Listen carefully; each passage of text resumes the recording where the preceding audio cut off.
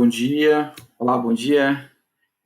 Mais uma vez, nós seguimos aqui com a nossa aula sobre os conceitos básicos de empreendedorismo. Nós falamos na última aula com essa afirmação e eu pedi que vocês pensassem algum exemplo a respeito disso. A gente também estava falando sobre destruição criativa, que nós vamos falar um pouco mais à frente, e como ela se relaciona com a ideia de inovação e com o processo de empreendimento. Ou seja, nós vimos na última aula, no último vídeo, melhor dizendo, que a ideia central por trás dessa destruição criativa é a ideia de que a inovação ela vai causar esse desequilíbrio no sistema onde nós estamos inseridos, pois ela acredita que, de alguma forma, esse processo é cíclico e que essa retomada do equilíbrio ela vai gerar, ou ela é causada por esse novo rompimento pela inovação, ou seja, alguém enxerga uma potencialidade, desenvolve um serviço ou produto, implementa esse produto no sistema, ele se torna majoritário porque ele é o melhor e é mais interessante, ou que de alguma forma as relações de poder entendem aquilo como a melhor alternativa. E esse processo vai gerar uma nova formatação desse espaço, em que obriga os demais atores a utilizá-lo. Se não utilizarem esse novo formato, ficam de fora das oportunidades de negócio, das oportunidades de comercialização.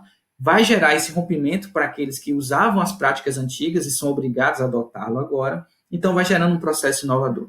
E daqui a algum tempo, esse processo pode ser mudado novamente, porque uma nova prática comercial pode ser implementada através de um novo equipamento, de uma nova tecnologia.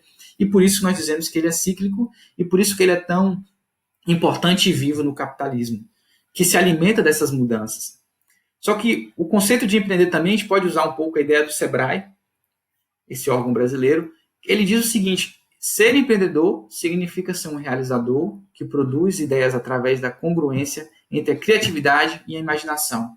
Esse conceito do Sebrae não deixa de estar, em certa medida, tocando a ideia de destruição criativa, porque a ideia da criatividade e imaginação é a natureza primal da ideia da destruição criativa, ou seja, da inovatividade, do processo de inovação.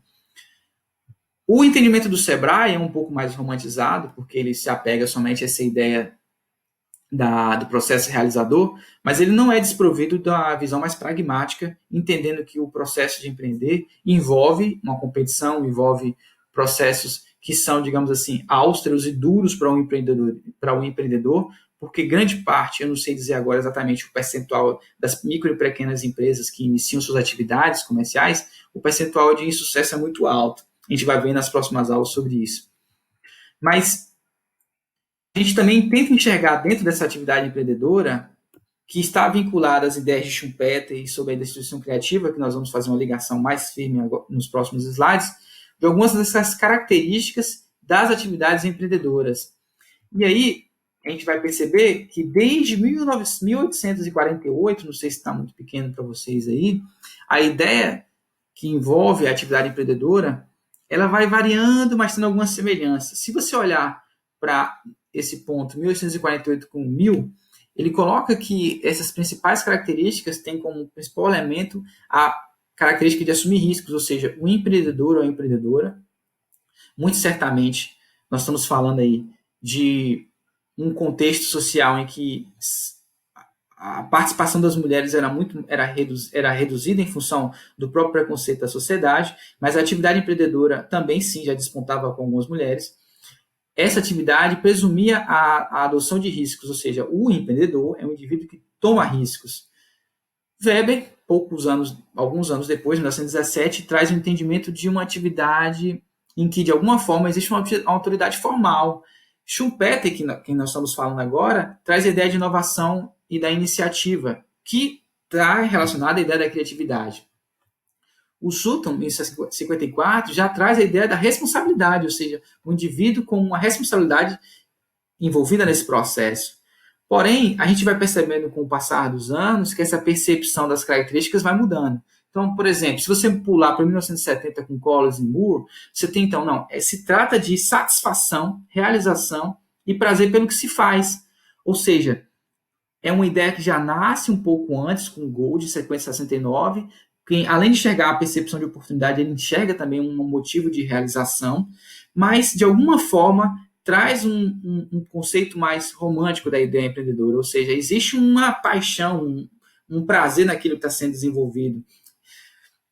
Com o passar dos anos, a gente começa a amadurecer alguns conceitos, como, por exemplo, o risco. em 71, Palmer fala, olha, esse empreendedor, ele não é só um tomador de risco, ele vai mensurar o risco, ou seja, ele vai considerar o risco que ele está correndo, ou seja, ele vai analisar, dentro dos fatores de incerteza, calcular os riscos e as probabilidades de insucesso do seu negócio.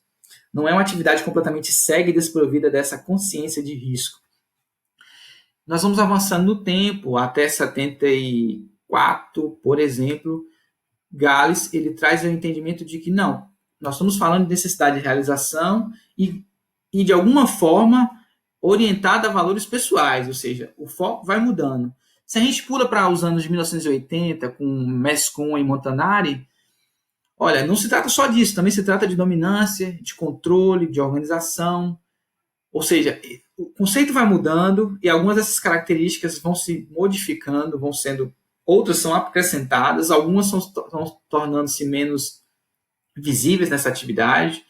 E eu encerro aqui nesse vídeo com o Welch Young, em 82, dizendo o seguinte, as características do empreendedor vai mudando ao passo em que você começa a perceber agora um autocontrole, um maquiavelismo, ou seja, uma racionalidade, um pensamento mais estratégico de que, de alguma forma, esse empreendimento, essa atividade empreendedora, ela apresenta essas características em que...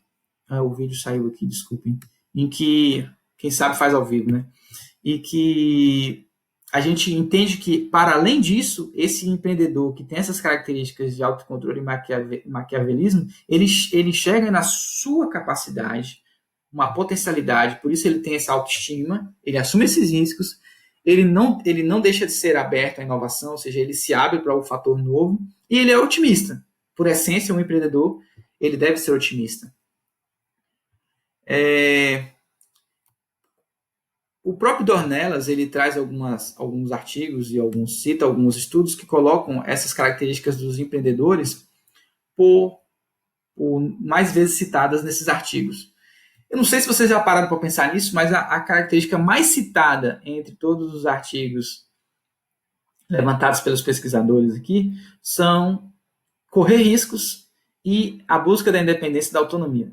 Não parece ser nada surpreendente. Vocês sabem como é arriscado desenvolver novas atividades empreendedoras, como é difícil realizar ações, como é difícil ter recursos necessários para implementar a sua empresa, ou seu negócio, melhor dizendo. E, de alguma forma, você assume esse risco, você calcula esse risco, se você assim sabe fazer, e você sonha, de alguma maneira, ter independência e ter autonomia. Não necessariamente sendo inovador, mas, de alguma forma, envolve um pouco disso. Também envolve senso de realização, nós também temos controle, autocontrole, criatividade, autoconfiança, o senso de responsabilidade, a determinação, a energia, o entusiasmo e algumas outras características que vão sendo destacadas mais à frente. O Sebrae, que vocês bem conhecem, ele traz outras características de modo mais condensado, eu trago para vocês poderem conhecer. Ele coloca aqui, olha, algumas características são relacionadas à realização, outras são relacionadas ao planejamento e outras são relacionadas a essa estrutura de poder, ou seja, a esse poder que é necessário para que se haja, de alguma maneira, a realização do que você está planejando. Então, se você pensa do ponto de vista da realização, você está pensando, bom, o indivíduo que é empreendedor e empreendedora, ele tem que buscar as oportunidades e ter iniciativa para isso. Também ele vai correr esses riscos, obviamente. Ele exige a qualidade e eficiência, porque são atributos necessários para essa atividade. Ele precisa ser persistente e resiliente, ou seja, ele precisa prosseguir nesse sonho, gastando o seu tempo e seu recurso, e ele está comprometido com isso.